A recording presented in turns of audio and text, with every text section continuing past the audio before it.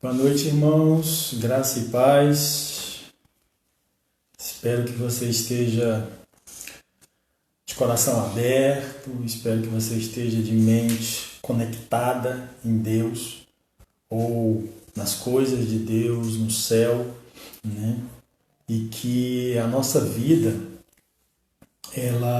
e que a sua vida esteja conectada em Deus de uma forma que você não enfrente e não tenha dificuldade para receber aquilo que Deus tem para a tua vida.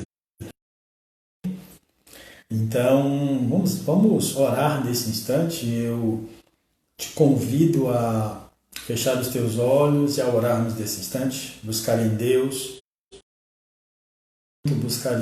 conhecimento, buscar em Deus revelação da palavra dele para esse momento de meditação, né? Para essa live, né? Deus maravilhoso, nosso Pai celestial, muito te agradecemos pela oportunidade que temos, ó Deus, de estudar a Tua Palavra, de ler, de meditar, de tirar dela, Senhor, aquilo que Tu tens para as nossas vidas. Tua Palavra veio para nos instruir, nos corrigir, nos ensinar, segundo a verdade e a justiça do Senhor. Por isso nós precisamos Espírito Santo nos impulsiona, nos leva à Tua presença, nos conduz, ó Deus, àquilo que o Senhor tem guardado no secreto para os Teus filhos, para aqueles que com fé buscam viver na Tua presença e buscam experimentar do Senhor. Seja conosco nesse instante, com cada um dos Teus filhos que assiste nesse instante essa live, abençoa o coração, a mente, unja a mente, o coração de cada um dos teus filhos. É o que nós oramos, Pai. O que eu oro e te peço, abençoa-nos nesse instante, em nome de Jesus. Eu queria começar fazendo uma pergunta para você. Te fazer uma pergunta: como está teu coração? É uma pergunta um tanto subjetiva, né? É um tanto subjetiva, né? Muitos de nós diriam: eu estou bem, eu estou bem. E quando nós nos reportamos, quando nós pensamos assim, como está o nosso coração, sempre lembramos de como está a nossa situação diária. Se eu estou triste, hoje eu não estou bem não, hoje eu estou triste. Como está seu coração? Hoje eu estou angustiado. Quer dizer, como está teu coração?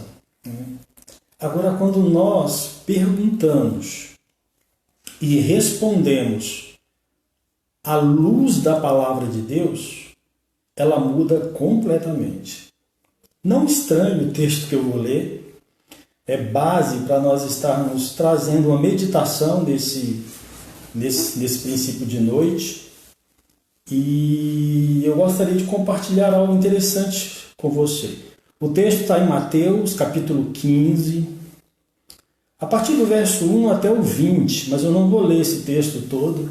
É uma controvérsia que foi gerada entre Jesus e os fariseus, né? Jesus entrou em controvérsia com os fariseus e Jesus rebateu, né, uma prática dos fariseus naquela época. Eu quero ler só a partir do verso 15, onde ele diz assim: então lhes disse Pedro, explica-nos a parábola. Verso 16, Jesus, porém, disse: também vós não entendeis ainda? Não compreendeis que tudo que entra pela boca desce para o ventre e depois é lançado em lugar escuso? O que sai da boca vem do coração, e é isso que contamina o homem. Porque do coração procedem maus desígnios, homicídios, adultérios, prostituição, furto, falsos testemunhos, blasfêmia. São estas as coisas que contaminam o homem. Não comer sem lavar as mãos não o contamina. Agora eu refaço a pergunta para você: como está teu coração? Uma coisa é interessante a gente colocar aqui, que Jesus entrou em controvérsia com os fariseus porque os discípulos de Jesus foram comer e já foram colocando a mão no prato e na mesa, na comida, então eles não lavaram as mãos, né?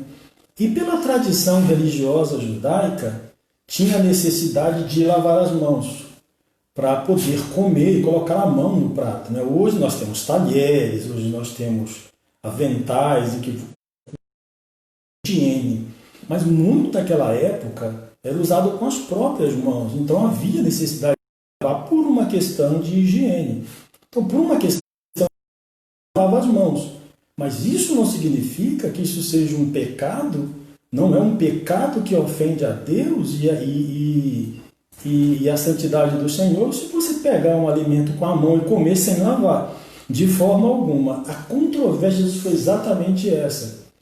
Os fariseus estavam, vou resumir para você, os fariseus estavam valorizando tradições que eram inseridas no contexto religioso e eram tidas como legais e como algo que era abençoado por Deus. Então era tido como se fosse uma lei de Deus. E Jesus disse que Jesus nunca valorizou essas tradições, porque muitas dessas tradições até atrapalhavam o bom desempenho da palavra de Deus e das pessoas que buscavam ao Senhor, né?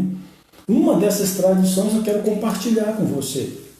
Não sei se você lembra, em vários episódios, em momentos em que Jesus se reunia, tinha sempre homens do lado de Jesus. Então, uma das tradições que Jesus nunca valorizou e até quebrou ela foi justamente essa. Mulheres e crianças não estavam na mesma sala onde homens se reuniam.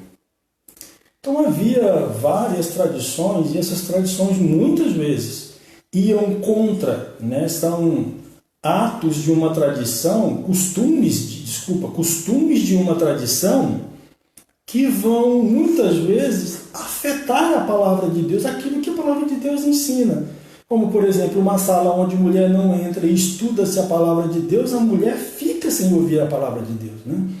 Jesus, as crianças correram para serem abençoadas por Jesus, porque ele sempre se mostrava uma pessoa aberta publicamente, as pessoas tinham acesso a ele, né? Todos tinham acesso a ele, né? E as crianças correram para Jesus e chegaram lá, os próprios discípulos queriam impedir, quer dizer, a tradição veio muito forte naquele momento e eles tentaram impedir, segurando aquelas crianças. E Jesus, não, deixa vir as minhas criancinhas, porque das tais é o reino dos céus.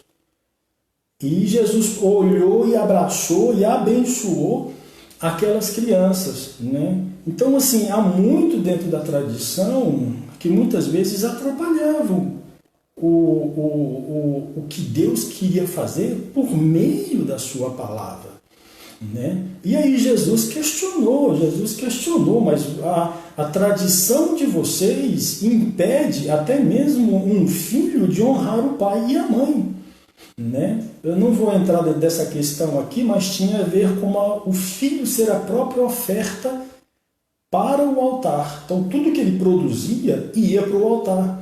Então ele não tinha mais disponibilidade para servir o pai e a mãe. Então Jesus disse de forma nenhuma, o filho tem a obrigação de sustentar o pai e a mãe. Então eu não vou entrar dentro dessa questão aqui, mas apenas para você entender que aquilo que se fazia como uma tradição impedia que uma lei fosse vivida e assim abençoar a vida da própria pessoa, né? Então a tradição estava impedindo, então foi isso que Jesus questionou. Aí você diria assim, mas Jesus falou que o que contamina, o que entra na boca do homem não contamina. E se a gente comer veneno e essas coisas? É importante que você entenda uma coisa.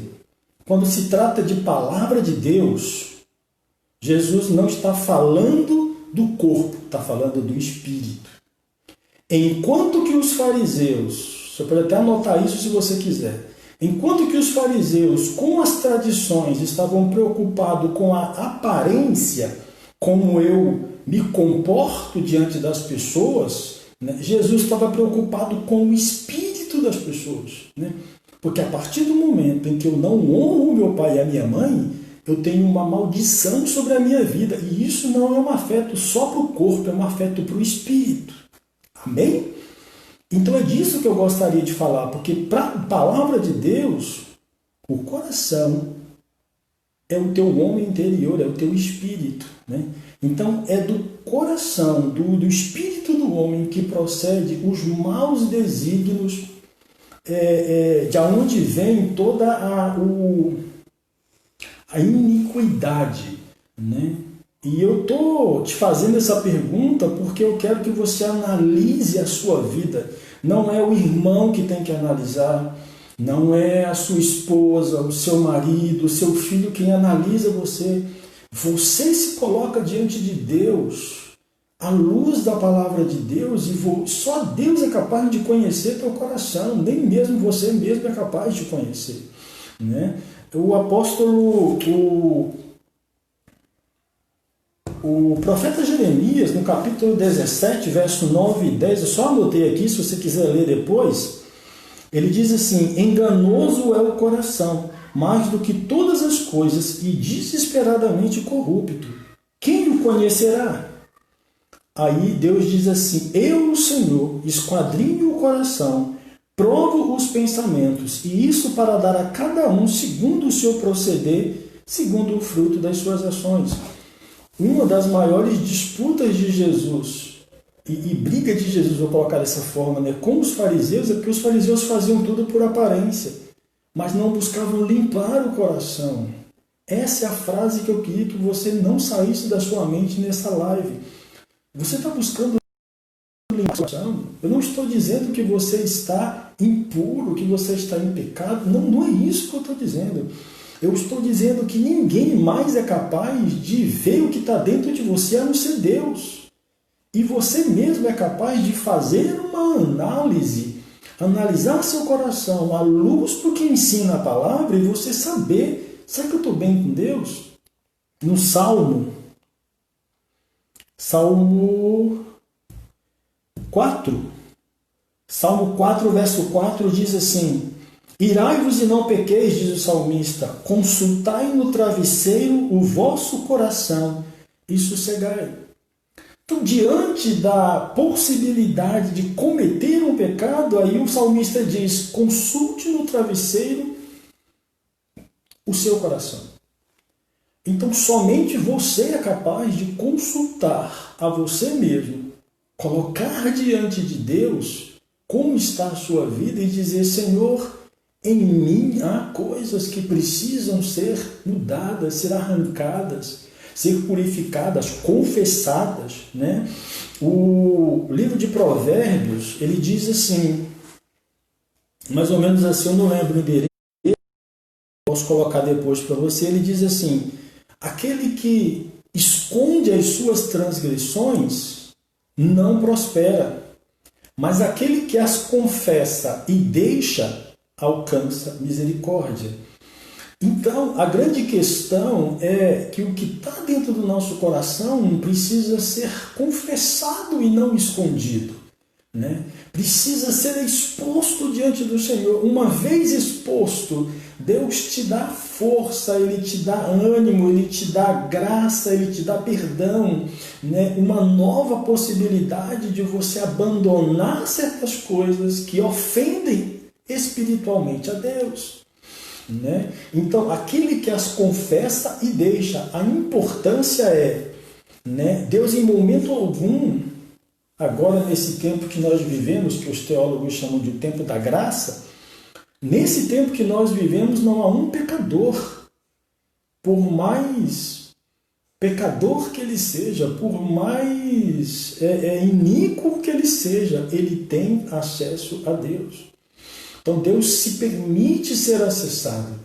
Então o pecado já não é mais um problema para acessar a Deus, e sim o fato de alimentá-lo em nosso coração. Então, assim, pode ser um texto pesado, pode ser algo que chama a atenção por aquilo que Jesus disse, mas é o que mais nos faz, o que mais faz determinar quem é um homem de Deus ou não, está naquilo que parte do coração. Se eu quero saber que tipo de homem está em Deus ou não está, ele parte daquilo que ele pratica. Porque aquilo que ele pratica, se ofende a Deus, vem do coração e não simplesmente das práticas no dia a dia, né? Então, uma coisa que eu preciso entender, eu não posso confiar no meu próprio coração. Se as minhas atitudes elas precisam ser colocadas à luz da palavra de Deus, né? E você vai chegar a pontos em que você vai dizer assim, eu preciso tomar uma decisão. Eu vou para a direita ou eu vou para a esquerda? Eu analiso o que eu vou encontrar dos dois lados. Mas aí o meu coração está pendendo para o lado esquerdo. E lá eu vou fazer certas coisas que a palavra de Deus não me permite.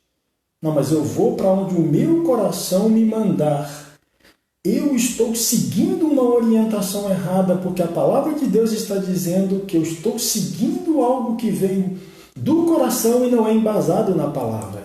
Então daí a necessidade do homem buscar direção em Deus, de buscar mudança em Deus, buscar ser transformado, ter o seu coração transformado por Deus à luz da palavra do Senhor. E isso é obra do Espírito Santo de Deus, né?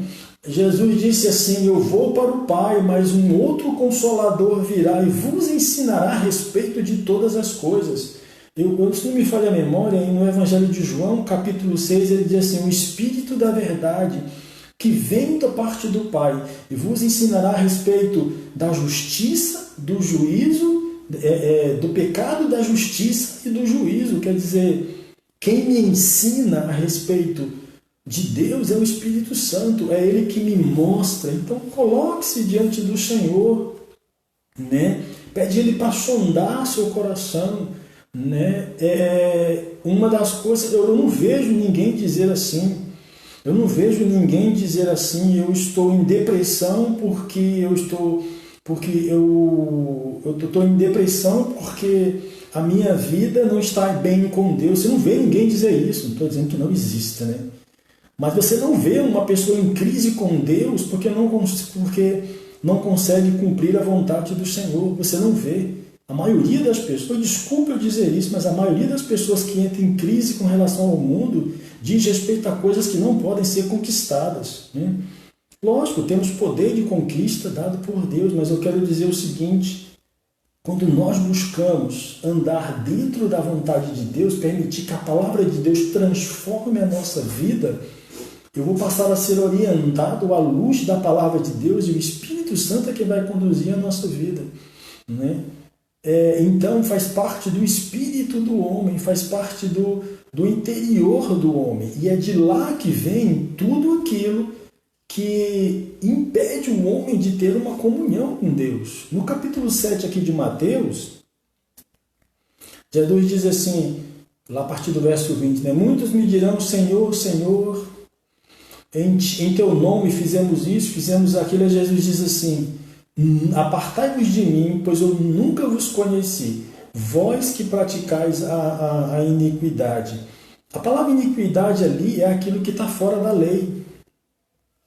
Aquilo que está fora da lei. Então, tudo que é praticado fora daquilo que é ensinado pela palavra de Deus, que a palavra de Deus ensina, por exemplo, ele colocou algumas coisas aqui, ó, homicídios, adultério, quer dizer, essas práticas que estão inseridas na Bíblia e proibidas pelo Senhor, elas não é um capricho de Deus exigir que o homem não faça, é porque essas coisas poluem o nosso interior.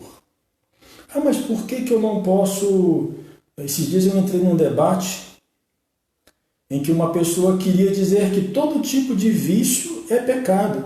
Eu não posso partir do princípio de que um vício é pecado, porque tem gente viciada em remédio, tem gente viciada em roupa, tem gente viciada em café, né? E o problema é que certos vícios, eles tiram a consciência e a razão do homem. Aí isso afeta o espírito.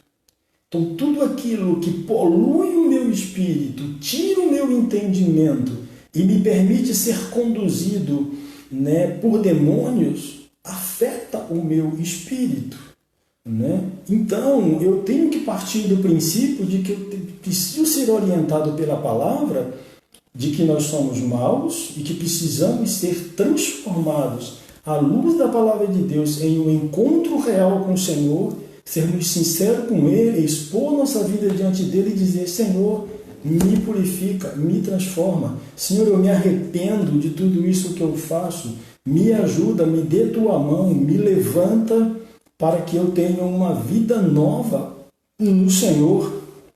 Então Jesus veio quebrando muitas dessas tradições. Inclusive hoje, irmãos, eu não vou entrar aqui porque senão vai aparecer um monte de debatendo aqui, né?